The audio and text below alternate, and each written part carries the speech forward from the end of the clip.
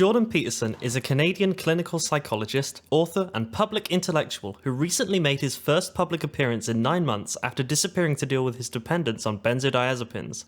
I've been following his online presence for a few years, and seeing him reappear has caused me to look back at my experience with him. I'm going to try and explain the good and the bad of JP for those who haven't spent time with his self-help stuff, or for those who only know him from his political opinions. I first came across Jordan Peterson in a Sargon of Akkad video in early 2017. I had just dropped out of university and I was feeling pretty directionless. It's fair to say that I was perfect material for conscription into the alt-right, and that explains why I was watching a lot of this kind of stuff back then. I think I would have gone further down that rabbit hole if it weren't for the influence of my more politically educated friends, video makers like Sean, H-Bomber Guy and ContraPoints, and becoming less lonely and directionless and building an actual base of self-esteem as a result of finding JP's self-help content and putting it into practice. So while I've left the alt-right stuff way behind, I still pay attention to Jordan Peterson. I admit there's some crossover, he's undeniably conservative, but I think the characterization of him as a member of the alt-right is unfair. The reason I give that personal background is so you can see the good effect that JP can have on someone if you haven't experienced it yourself, and also to show that I'm familiar with his broader ideas in a range of disciplines. His self-help advice might seem obvious to you, but a lot of the concepts he talked about were totally new for me.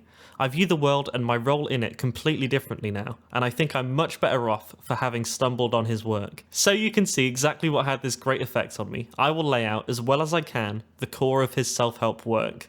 Tragedy of all kinds permeates life, whether it be death, heartbreak, or otherwise. Peterson says, "It's not an accident that the axiomatic Western individual is someone who was unfairly nailed to a cross and tortured. It's like, yes! Right! There is reason to be resentful about your existence. Everyone you know is going to die, you too, and there's going to be a fair bit of pain along the way." He says, there's this idea of hell being a bottomless pit, because no matter how bad it is, there could always be some stupid idiot like you to make it worse. What should we do in the face of that suffering? Peterson's answer is to try and reduce it, starting with yourself. His challenge to sort yourself out has two main parts. You deal with what's wrong with you, and you work towards a valued goal. One important thing to bear in mind is that you have to be honest with yourself when doing this. He says in his book, you should tell the truth, or at least don't lie. You can't fix a problem unless you know what it is, so it's best to be honest with yourself so you can see what your problems are. You know some behaviours or habits that you could probably stop doing that would make things a little bit better as a result. It can be hard to change those things, but if you do something that's difficult, you get a little bit wiser. There's this expression that comparison is the thief of joy, and I think in most cases that's true, especially now. The only person you can reasonably and safely compare yourself to, in my opinion, is your past self. And if you continue to take an honest look at yourself and fix the things you know you can fix, you start to feel a little bit better about yourself. You are better, by your own definition, than you were, and even though it was hard, you made it happen. You feel positive emotion in relation to goals. Making progress towards something you genuinely value feels good, so in order to be happy or to have meaning in your life, you have to work towards something you care about. Peterson recommends aiming at the highest good you can conceive. Practically, this is laid out in his future authoring program, where he asks you to write down for 10 minutes what your ideal future would look like, and what your worst nightmare would be. This way, you have something to work towards, and something to run from. For me, this is pretty effective. When I'm presented with a hard choice, putting each option in the context of a fork in the road, in which each road leads closer to either your ideal or worst life, makes the choice easier. If you're having a hard time working out what is ideal, look at what people tend to accrue that's valuable over the lifespan. Good relationships with family and friends, career success, good health, fulfilling hobbies, continued education, and so on. Once you've worked out your highest good or your ideal life, specify smaller sub-goals that lead you down that path. For example, if your ideal life involves looking after a family, perhaps you want to be a good cook, then you should probably make sure you're cooking meals for yourself regularly. Peterson says to be specific. Set conditions for success and failure for your goals. If you keep yourself vague and foggy, perhaps because you're afraid of failing at something that you've wanted to do for a long time, you won't know when you've failed. You have to know when you failed because that tells you something. Perhaps you had a goal to go to the gym 3 days a week for a month, but you failed to meet it. That's okay. It just means you need to pause and reflect. Do you need to shorten your workout routine? Are you trying to go after work when your willpower is low? Maybe you don't care as much as you thought about attaining hypertrophy. If you didn't specify your goals, you wouldn't have learned this new information about yourself. Peterson says to aim for the star you can see, rather than the dimmer one that you can't yet perceive, meaning that your goal should be chosen based on what you think is the highest good right now. That will probably change over time, but only if you attempt to reach the star you can see.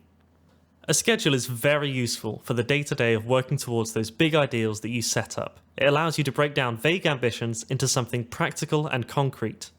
He says, you want to set up your life so that you're operating in the locale of optimal challenge. If your goals are ambitious and abstract, but ultimately unattainable, you're going to find it frustrating to pursue them.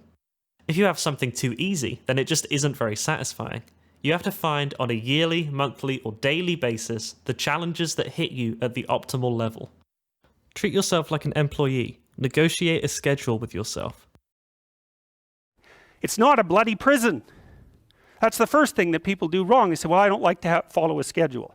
Well, it's like, well, what kind of schedule are you setting up? Well, I have to do this, then I have to do this, then I have to do this, and then I just go play video games, because who wants to do all these things that I have to do? It's like, wrong.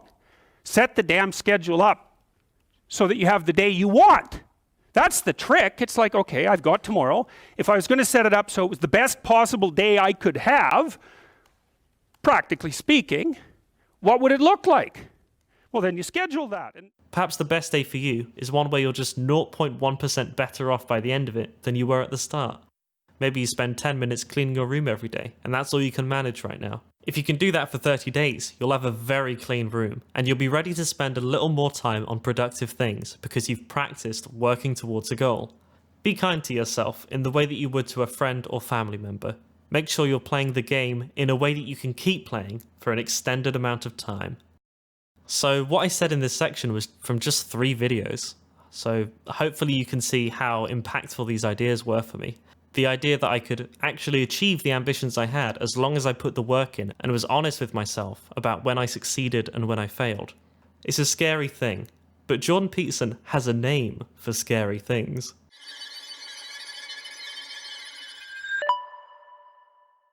While even his critics agree that his self-improvement advice is good, they and I have issues with other areas of his public discourse. One of those critics, David Pakman, says it's a good idea to distinguish Jordan's competence in psychology from other areas such as politics. Dorian Lynskey writes in The Guardian, Jordan's arguments are riddled with conspiracy theories and crude distortions of subjects, including postmodernism, gender identity, and Canadian law that lie outside his field of expertise. He seems to perceive himself as apolitical, but I don't think that's the case. There's plenty of political comments, even in the videos that I use to summarize this self-help framework. He talks about people in terms of socialist types and postmodern neo-Marxists, a term even he admits doesn't make sense. Presumably those groups are made up of individuals who think they're doing good, so why not focus on why ordinary people might think in these radical ways, and try and talk to them with compassion and find out their viewpoint? We can make inferences of people based on the company they keep. For example, if Jordan Peterson were to discuss IQ differences in racial groups with a race realist, we might say that's not a great decision and to do more research on those you choose to speak with. If it happens multiple times, that he's talking to people that seem to hold radical views or be in other ways dangerous on a public platform, we have to start to consider what his motives are. This video is about the idea that there is a secret group of postmodern neo-Marxists hell-bent on destroying Western civilization. Peterson has a habit of associating with bad faith actors, and the channel he made this video for, PragerU, is one of those. PragerU is a channel funded in part by donations from fracking billionaires. They have posted various harmful videos, including ones where they've used paid actors for supposedly grassroots vox pops. They also disregard climate change while claiming that conservatives are the real environmentalists.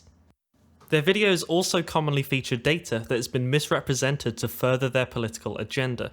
They don't act in good faith. They cherry-pick facts and data clusters or just make them up to suit their worldview.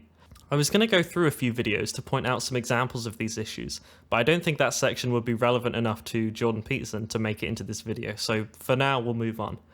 Going back to that David Pakman video from earlier, he says that someone may take JP's advice, find it has a positive impact on their life, and then grant him a halo when it comes to other things that he may not have thought through. It's easy to accept his other ideas as truth, because something he said before was useful, and it's hard to continually question new information. Hopefully in this video you found out why people might love Jordan Peterson and why people might hate him. Either way, I hope you learned something and can apply it to your own life going forward. To finish off, there is a great comment on that David Pakman video of a quote apparently from Bruce Lee that sums up how I want to go on with regards to Jordan Peterson. Absorb what is useful, discard what is useless, and add what is specifically your own.